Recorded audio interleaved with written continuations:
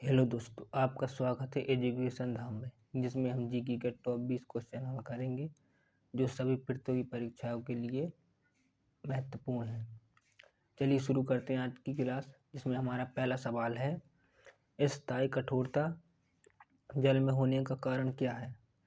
Calcium carbonate, sodium chloride, sodium bicarbonate या इनमें से कोई नहीं। जल में स्थायी कठोरता होने का कारण है कैल्शियम कार्बोनेट। हमारा ऑप्शन नंबर ए सही है।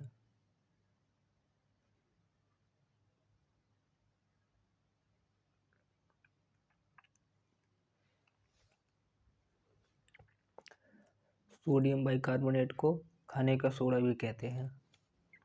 आगे चलते हैं अगले सवाल की। अगला सवाल है, ध्वनि का वेग अधिकतम किस में होता है? लोहा में, इस्पात में, चांदी में या इनमें से कोई नहीं। तो ध्वनि का वेग अधिकतम होता है इस्पात में। हमारा ऑप्शन नंबर बी सही है।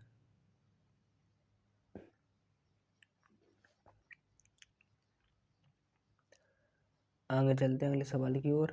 अगला सवाल है, हड़प्पाकालीन स्थल लोथल कहाँ पर स्थित है? हरियाणा में, पंजाब में, गुजरात में, इनमें से कोई नहीं। तो हड़प्पाकालीन स्थल लोथल स्थित है गुजरात में। हमारा ऑप्शन नंबर सी सही है। और कांडला बंदरगाह कहाँ पर है? तो यह भी गुजरात में स्थित है।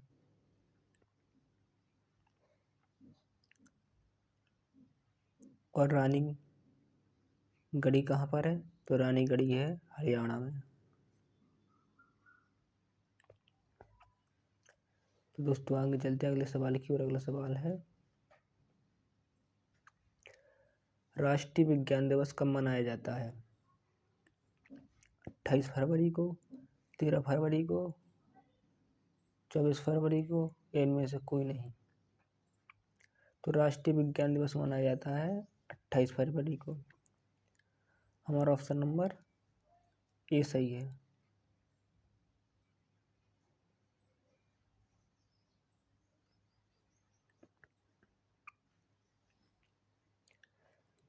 आगे चलते हैं अगले सवाल की ओर। अगला सवाल है,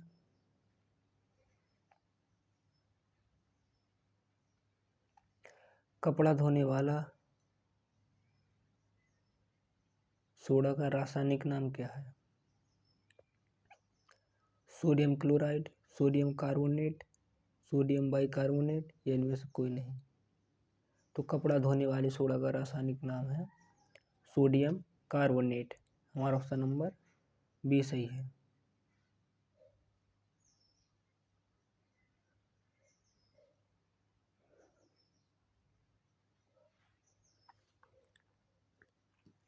आगे चलते हैं अगले सवाल की ओर। अगला सवाल है,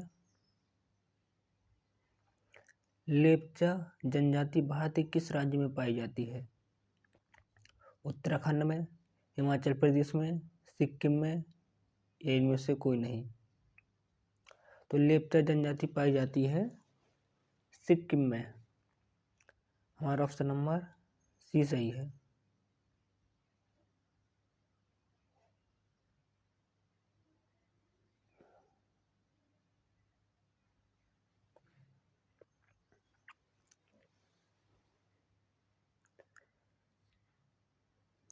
आगे चलते हैं अगले सवाल की ओर। अगला सवाल है,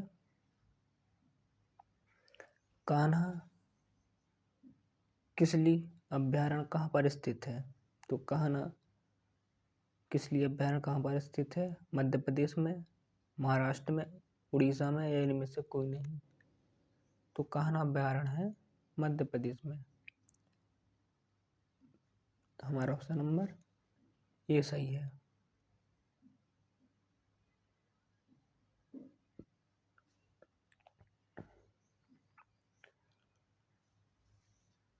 सिमली पार्क कहाँ पर है? तो सिमली पार्क है उड़ीसा में। संजय राष्ट्रीय उद्यान कहाँ पर है? तो महाराष्ट्र में। अगला है, जल का अधिकतम घनत्व कितने सेल्सियस पर होता है? 100 सेल्सियस पर, 4 सेल्सियस पर, 37 सेल्सियस पर, या इनमें से कोई नहीं। तो जल का अधिकतम घनत्व होता है 4 सेल्सियस पर। हमारा ऑप्शन नंबर बी सही है।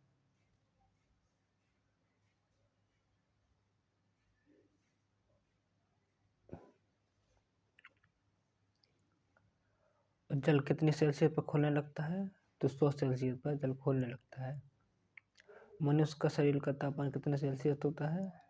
तो मनुष्य के शरीर का तापमान होता है 37 सेल्सियस। अगला सवाल है, पारा किससे आसानी से प्राप्त किया जाता है? बिटुमिनस से, बॉक्साइट से, शनिवार से। तो पारा आसानी से प्राप्त किया जाता है शनिवार से। हमारा ऑप्शन नंबर सी सही है।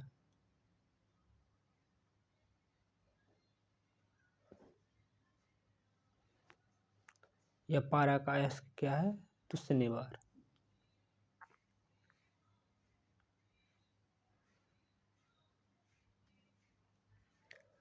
किस गवर्नर जनरल ने बंगाल में स्थायी बंदोबस्त लागू किया था? कॉर्नवालिस ने, कर्जन ने, माउंटबेटन ने, इनमें से कोई नहीं। तो बंगाल में स्थायी बंदोबस्त लागू किया था कॉर्नवालिस ने। हमारा ऑप्शन नंबर ए सही है।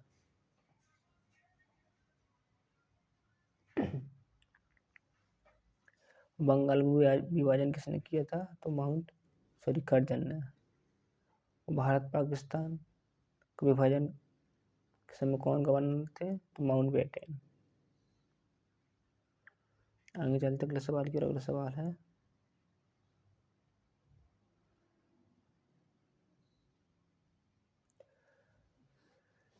जन गण मन राष्ट्रीय गान को 26 दिसंबर 1911 को किस अधिवेशन में गाया गया था? तो जन गण मन राष्ट्रीय गान को 26 दिसंबर 1911 में कोलकाता में गाया गया था। अगला है, भारतीय संविधान में नीति निर्देशक तत्व को किस संविधान से लिया गया है? तो भारतीय संविधान में नीति निर्देशक तत्व को आयरलैंड के संविधान से लिया गया है। अगला है, तराई का प्रथम युद्ध कब हुआ था? तो तराई का प्रथम युद्ध हुआ था 1191 में। आगे चलते हैं अगले सवाल की ओर। अगला सवाल है, मानव विज्ञान का अध्ययन क्या कहलाता है? तो मानव विज्ञान का अध्ययन कहलाता है एंथ्रोपोलॉजी। सरदार सरोवर बांध किस नदी पर स्थित है? तो सरदार सरोवर बांध नर्मदा नदी पर स्थित है।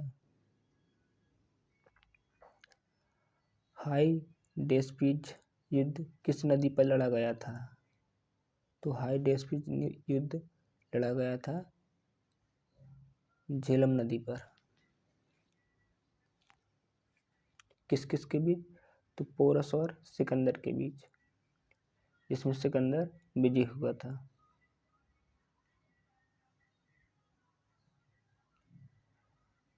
आगे चलते हैं अगले सवाल की ओर। अगला सवाल है हमारा,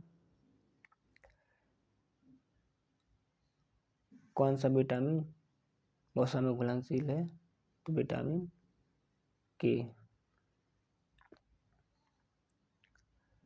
चोल वंश का अंतिम शासक कौन था?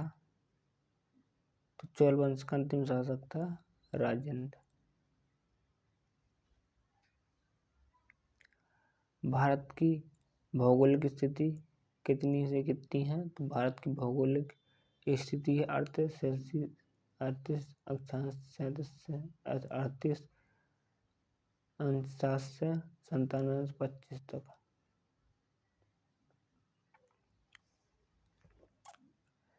तो दोस्तों, आज को आपको हमारी क्लास कैसी लगी? अगर आपको हमारी क्लास अच्छी लगी है तो चैनल को सब्सक्राइब करें, लाइक करें और बेल आइकन की घंटे को दबाना ना भूलें। धन्यवाद दोस्तों।